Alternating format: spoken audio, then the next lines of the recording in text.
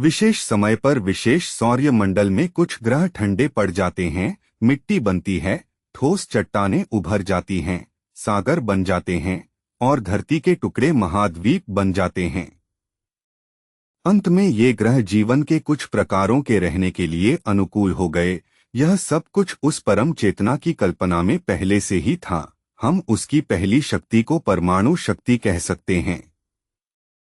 इस अवस्था में उसकी दूसरी शक्ति से उसने जीवन, प्राथमिक रूपों और बहुत से प्राथमिक पौधों का विचार किया, जिनसे समय के साथ दूसरी प्रजातियां विकसित हुई। इस दूसरी शक्ति को हम ओवोकोस्मिक फोर्स या ब्रह्मांडीय शक्ति कह सकते हैं, क्योंकि यह जीव और पौधे साधारण कॉस्मिक किरणों से बने थे, जो कॉस्मिक एग्स से निकली।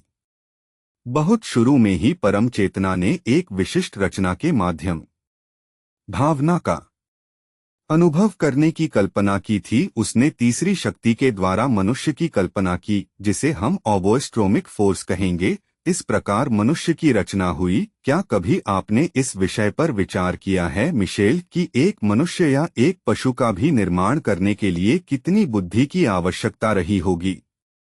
हृदय करोड़ों बार धड़कता रहता है, जिस जटिल प्रक्रिया से रक्त को शुद्ध करते निर्देश देता रहता है।